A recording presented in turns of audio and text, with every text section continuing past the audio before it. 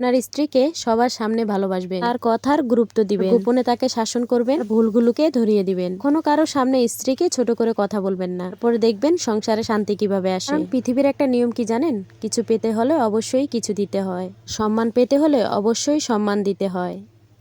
1000 টাকার পায়েল পায়ে পরা হয়, 1 টাকার টিপ কপালেই শোভা পায়। পায়ের দাম নয়, স্থানটাই আসল। ঘরে রাখা গীতা আর কোরআন কখনোই ঝগড়া করে না। যারা এগুলোর জন্য লড়াই করে তারা হয়তোবা এগুলো পড়েই না। নুনের মতো তেতো জ্ঞান দেওয়া মানুষই আসল বন্ধু। একটি কথা তো চাতকাররাও বলে, হ্যাঁ সাক্ষী, লবণে কখনো পোকা ধরে, কিন্তু মিষ্টিতে প্রায় ধরে। ভালো রাস্তায় সবাই চলে না, খারাপ রাস্তায় ভিড় থাকে। কথা হলো কি জানেন? মধু বিক্রেতাকে কোথাও যেতে হয় না, কিন্তু দুধওয়ালাকে দাঁড়ে দাঁড়ে ঘুরতে হয়। দুধওয়ালাকে সবাই জিজ্ঞেস করে দুধে জল দিয়েছে কিনা, অথচ মদে মানুষ নিজেই জল মিশিয়ে খায়। মানুষের বুদ্ধি দেখুন, টাকাকে পশু বললে রেগে যায়, সিংহ বললে খুশি হয়। সিংহ একটা পশু। যদি হিসাবি হয় তাহলে স্বামী থাকে রাজা বাদশার মতো, স্বামী যদি হিসাবি হয় তাহলে বউ থাকে ফকিন্নির মতো। এটা তিতা হলেও সত্যি। টাকা থাকা দরকার, যার স্বামীর যত বেশি টাকা তত বেশি দাম। সত্যি বলতে স্বামীর টাকা দেখেই সবাই মূল্যায়ন করে। স্বামীর টাকা থাকলে আপনি সবার চোখের মণি, আপনার সন্তান সবার কলিজার টুকরা। আর যার স্বামীর টাকা নেই তার অবহেলারও শেষ নেই, এমনকি খোঁজ নেওয়ারও কেউ নেই। এতে খারাপ লাগলেও এটাই সমাজের বাস্তব চিত্র। আর জুতা চেটে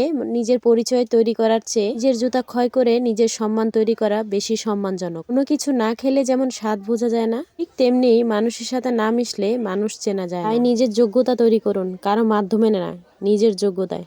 শ্বশুর বাড়িতে সবাই সত্যবাদী, শুধুমাত্র বাড়ির বউটাই মিথ্যেবাদী। শ্বশুর বাড়িতে সবাই ফেরেশতা, শুধুমাত্র বাড়ির বউটাই খারাপ, বেয়াদব। বিয়ে নামক শব্দটা দিয়েই হাজারো মেয়েকে কাফন ছাড়াই দাফন দেওয়া হয় ওই শ্বশুর বাড়ি নামক গোরস্থানে। সত্যি একটা কথা বলি, শুনতে হয়তো বা খারাপ লাগবে, একটা মেয়ে সংসার ভাঙার জন্য তার মায়ের হাত থাকুক বা না থাকুক, একটা ছেলে সংসার ভাঙার জন্য তার মায়ের হাত থাকবেই থাকবে। সকল মায়েদেরকে বলছি এখন একটু সাবধান হন। যে সকল ছেলেরা মায়ের কথায় ওঠেন আর বসে, তাদেরকে বলছি মায়ের কাছ থেকে এখন একটু নিজেকে দূরে রাখুন। আপনার সংসারটাই অনেক বেশি সুন্দর হবে। কথা মাথায় রাখবেন, একটা সংসার ভাঙা যতটা সহজ, তার থেকে গড়াটা না অনেক বেশি কঠিন।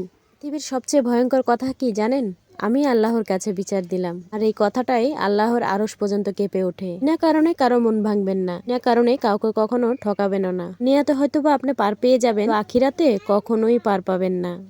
কথা বলে শুনেন, সময় থাকতেই চরিত্র আর ব্যবহারের যত্ন নিন। আমি পোশাক আর গাড়ি বাড়ির মালিক হলে ভালো মানুষ হওয়া যায় না। মানুষ হতে গেলে লাগে পারিবারিক শিক্ষা, ভদ্রতা এবং সৎ চরিত্র, তা আপনি কখনোই অর্থ সম্পদ দিয়ে কিনতে পারবেন না। ভালো মানুষ হতে গেলে ভালো একটা মন দরকার। আপনার পকেটে টাকা আছে তো আপনার বাবা মার কাছে একজন ভালো সন্তান, স্ত্রীর কাছে ভালো স্বামী, আর সন্তানের কাছে ভালো বাবা, শাশুড়ির কাছে ভালো একটা জামাই। পৃথিবীতে টাকাই সব। টাকা থাকলে কাঠের পুতুলও কথা বলতে চায়, টাকা না থাকলে কাছের মানুষগুলো মুখ ফিরিয়ে নিতে চায়। সত্যি কথাগুলো মিলিয়ে নিন। কোনো সন্তান অত্যন্ত সৎ এবং বিনয়ী হয়, ভাই বোন তো দূরের কথা, সেই সন্তানকে বাবা মাও ঠকাতে ছাড়ে না। শুনতে যদিও খারাপ লাগে, এটাই সত্যি। বাবা মা সব সন্তানকে সমান চোখে দেখে না। সন্তান পরিবারের জন্য সবকিছু করে, সময় সেই সন্তানই সবার কাছে খুব খারাপ। বিশ্বাস না হলে তোমার বাবাকে জিজ্ঞেস করে দেখো।